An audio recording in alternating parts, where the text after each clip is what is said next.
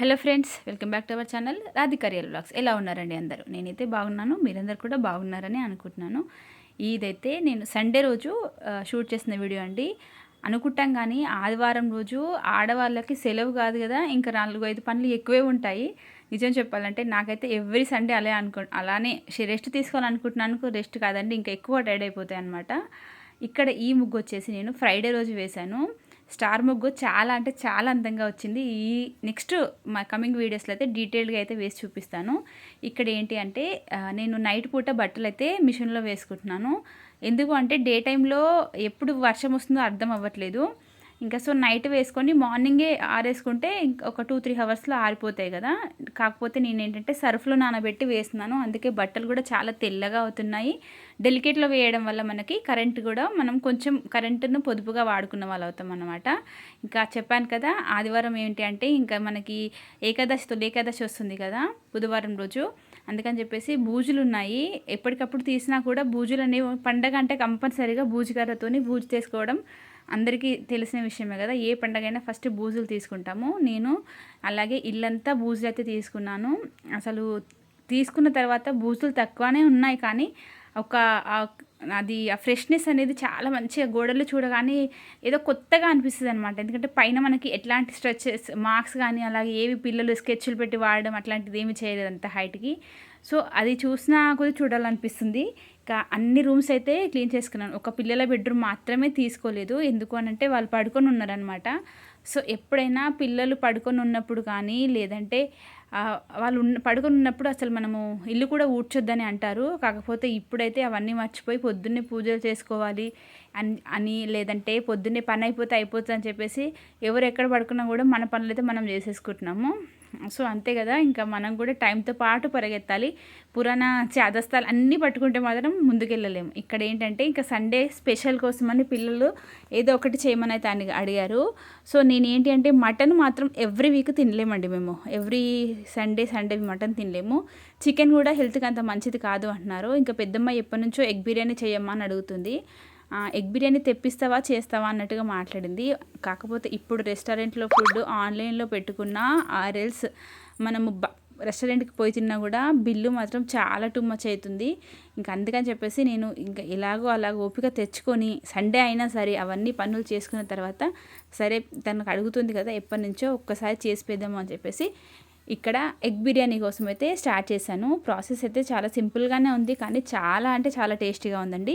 First time నేను egg biryani try చేయడము, but సూపర్గా ఉంది. అసలు మిగిలింది కూడా ఫ్రిడ్జ్లో పెట్టుకొని పడేయడం దరియక మళ్ళీ నిన్న తిన్నాం అనమాట. అంత మంచిగా నచ్చింది కర్రీ అయితే, బిర్యానీ అయితే. సో అది ప్రాసెస్లోకి అయితే వెళ్ళిపోదాం. ఇంకా మనం ఏంటంటే గిన్నె పెట్టి 4 స్పూన్ల ఆయిల్ అయితే వేసాను. నేను యాక్చువల్గా 3 గ్లాసుల బియ్యం కడిగాను అనమాట. మాకు 2 సరిపోతాయి, కానీ ఇంకా నైట్ కూడా వంట చేసే పని ఉండదు అన్నట్టుగా చేయడమే నాకు 3 అలా పట్టింది. పనులన్నీ కంప్లీట్ అయ్యేసరికి 2 స్టార్ట్ చేశాను నేను వంట యాక్చువల్గా. సో అందుకు మిగిలిన నైట్ తినొచ్చులే అన్నట్టుగా అయితే ఇంకా మొత్తానికైతే ఫస్ట్ 4 స్పూన్ల ఆయిల్ వేసిన తర్వాత అందులో మసాలా దినుసులు మీ దగ్గర ఏవి ఉంటే అవి లవంగాలు, చెక్క, యాలకులు, లేదంటే జాజి మొగ్గ, జాపత్రి ఇలాంటివి ఉంటాయి కదా, అలాంటివి అన్నీ కొంచెంగా మీ క్వాంటిటీని తగ్గట్టుగా వేసుకోండి. తర్వాత ఒక 2 పెద్ద ఉల్లిగడ్డలు సన్నగా మంచిగా కట్ చేసుకున్నాను అనమాట. ఆ ఉల్లిగడ్డలు కూడా వేసేసాను. అయితే యాక్చువల్గా చాలామంది ఏం చేస్తారంటే ఉల్లిగడ్డలని మళ్ళీ ఆయిల్లో డీప్ ఫ్రై చేసి అవి గార్నిషింగ్ లాగా మనకి మధ్యలో యాడ్ చేస్తారనమాట. బట్ నాకు ఎందుకో కొంచెం పెద్ద ప్రాసెస్ అనిపిస్తుంది. ఎంత తక్కువ వీలైతే అంత తక్కువ కిచెన్లో ఉండాలనేది అనిపిస్తుందండి. ఎందుకంటే వంట దగ్గర మెయిన్గా కొంచెం కాదు చాలా బద్ధకం వచ్చేసింది. ఎందుకు అనంటే మా ఆయనకు కూడా వంట వస్తుంది అనమాట. అది మెయిన్ రీజను. ఇంట్లో ఏదైనా పని వచ్చిన వాళ్ళు ఉంటే ఆటోమేటిక్గా వాళ్ళకే చెప్పేస్తాం కదా, ఈ పని చెయ్యి అని చెప్పేసి. ఇంకా సరేలే అని చెప్పేసి అయితే డ్యూటీకి వెళ్ళిపోయారు. ఇంకా నేనే వర్క్స్ అన్ని చేసుకున్నాను అనమాట. సింగిల్ హ్యాండ్తో మొత్తానికి అన్ని మెయింటెనెన్స్ అయితే చేశాను. ఇక్కడైతే ఇంకా ఫ్రెష్గా అల్లం ఎల్లిగడ్డ నూరుకొని పెట్టుకున్నాను. చెప్పాను కదా ముందు రోజు మొన్న వీడియోలో అన్నీ తీసి రెడీగా పెట్టుకుంటే మనకు ఈజీగా ఉంటుంది, దట్టు టేస్టీగా ఉంటుందని. ఒక 2 స్పూన్లు నిండా అయితే వేసుకున్నానండి అల్లం ఎల్లిగడ్డ. కొత్తిమీర ఉంటే కొత్తిమీర వేసుకున్నాను. పుదీనా నా దగ్గర లేదు, నెయ్యి కూడా లేదు. అందుకే అబ్జర్వ్ చేశారో లేదు, నూనెతోటే. అంటే నాకున్న ఇంగ్రీడియంట్స్లో నేను ఏది షాప్కి వెళ్ళి కొనకుండానే కొంచెం వాళ్ళకి నచ్చేలా, పిల్లలకి కూడా నచ్చేలా చేసి పెట్టడానికి ట్రై చేస్తాను. ప్రతి దానికి షాప్కి వెళ్ళి ఇప్పుడు నాకు కర్రీలో ఇది ఉంటేనే నేను కర్రీ వండుతాను, ఇది లేకుంటే నేను ఈ కర్రీ వండను అనేటట్టుగా అయితే ఉండదు. ఎందుకంటే మా వారు అస్సలు వంకలే పెట్టరు కూరలకి, ఎలా ఉన్న తినేశారు. అందుకని చెప్పేసి ఇంకా తన్ని కూడా నాకు ఇబ్బంది పెట్టడం అనేది ఇష్టం ఉండదు. ఏదైతే లేదు ఎమర్జెన్సీ అంటే అది తెప్పించుకుంటాను, కానీ ప్రతిదీ ఎమర్జెన్సీ అని తెప్పించుకొని మళ్ళీ అవి పడేయడం ఇదంతా ఎందుకు అని అనిపిస్తుంది. ఇక్కడ ఏంటి అంటే ప్యూరీ కూడా 2 పెద్ద టమాటాలు, టమాటా కాస్ట్ అయితే చాలా ఎక్కువైందండి బాబు. 60 రూపీస్ పర్ కేజీ అంట లాస్ట్ వీక్ మార్కెట్లో. మళ్ళీ ఈ వీక్ ఎంత ఉంటుందో తెలీదు.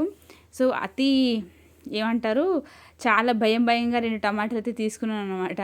ఎందుకంటే 2 పోతే ఇంకా 2 ఉన్నాయి ఇప్పుడు ప్రజెంట్గా అయితే. మొన్ననే తీసుకొచ్చాడు. అంటే మనం ఏంటంటే ఎక్కువ క్వాంటిటీ తక్కువ ప్రైస్కి వచ్చినప్పుడేమో అంత దేకం వాటిని. అది ఎప్పుడైతే ఆకాశాన్ని అంటుందో ధర, అప్పుడు కళ్ళు ఆకాశానికే చూస్తామన్నమాట. ఇది ప్రతి ఒక్కరికి ఉన్నది కదా.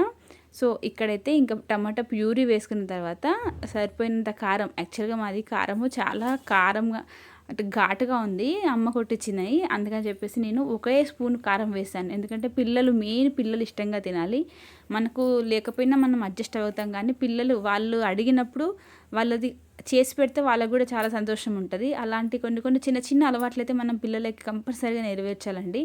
అది మన చేతిలోనే ఉంది. బయట బుక్ చేసే వాళ్ళు బుక్ చేసుకొని తింటారు, ఇలా కొంచెమైనా ఓపిక జోడించుకొని తినేవాళ్ళు కూడా ఉంటారు. నేనైతే మ్యాక్సిమం సెకండ్ కోవాళ్ళకే వస్తాను కూడా.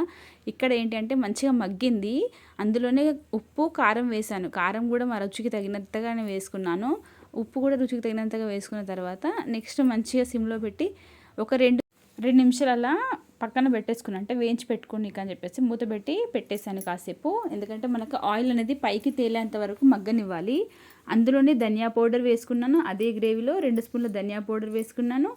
అండ్ నెక్స్ట్ వచ్చేసి కొంచెం గరం మసాలా ఉంటే అది కూడా వేసుకున్నాను. మసాలా ఎక్కువ వాడను, బట్ ఇంకా పిల్లలు కదా, వాళ్ళకి ఇష్టం ఉండాలి. అదే నేను ఫస్ట్ టైం ట్రై చేస్తున్నాను ఎగ్ బిర్యానీ. చేశాను కానీ ప్రాసెస్ అయితే అస్సలు గుర్తులేదండి. మళ్ళీ యూట్యూబ్లో చేశాను, కానీ టేస్ట్ మాత్రం చాలా బాగుంది. పిల్లలకైతే సూపర్గా నచ్చింది. నేను కూడా ఫుల్ సాటిస్ఫైడ్ అనమాట. పోయినా సరే ఒక 2 అవర్స్ పర్వాలేదు, కానీ పిల్లలకి నచ్చిన ఫుడ్ అయితే చేసి ఇచ్చాను సాటిస్ఫాక్షన్ మాత్రం ఉంటుంది కదా. అది అసలు నిజంగా చాలా అంటే చాలా ఆనందాన్ని ఇస్తుంది.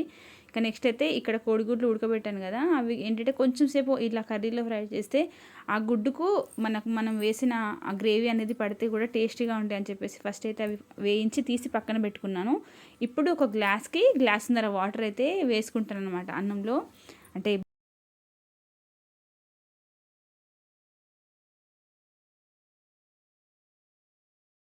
ఇది ఎలా చేయొచ్చు, లేదు అంటే సింగిల్ పాట్ రైస్ లాగా ఒకేసారి అట్ ఏ టైం చేస్తే అయిపోతుంది అన్నట్టుగా నేను ట్రై చేశాను. ఇంకా మొత్తానికి నా గ్రేవీ అయితే చాలా మంచి గుమగుమాలించి వాసనతో అయితే బయటకు వెళ్ళిపోయింది. బట్ ఏందో మనకే రాదు ఆ వాసన, అందరికీ వస్తుంది. కానీ అందరూ అడుగుతారు మీ ఇంట్లో ఏం స్పెషల్, ఏదో మంచి వాసన వచ్చింది అని చెప్పేసి. బట్ నాకైతే అస్సలు రాదండి బాబు. ఎవరింట్లో వాసన వాళ్ళకి రాదేమో మేబీ.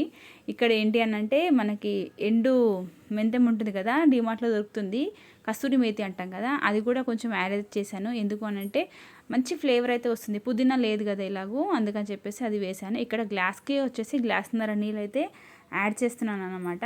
ఒక గ్లాస్కి గ్లాసున్నర నీళ్ళు. అలాగే మనకు ఆయిల్ ఎలాగో ఉంది కాబట్టి అన్నం కూడా పొడిగా వస్తుంది అని అయితే అనుకుంటున్నాను. బట్ చాలా ఈజీగా అయిపోయిందండి రెసిపీ అయితే. మనం అన్నీ రెడీ చేసి కట్ చేసి పెట్టుకుంటే ఈ రెసిపీ చేయడం పెద్ద కష్టమేమీ కాదు. ఒక హాఫ్ అన్ అవర్ టైం మాత్రమే పడుతుంది, అంతకు మించి అయితే పట్టదు.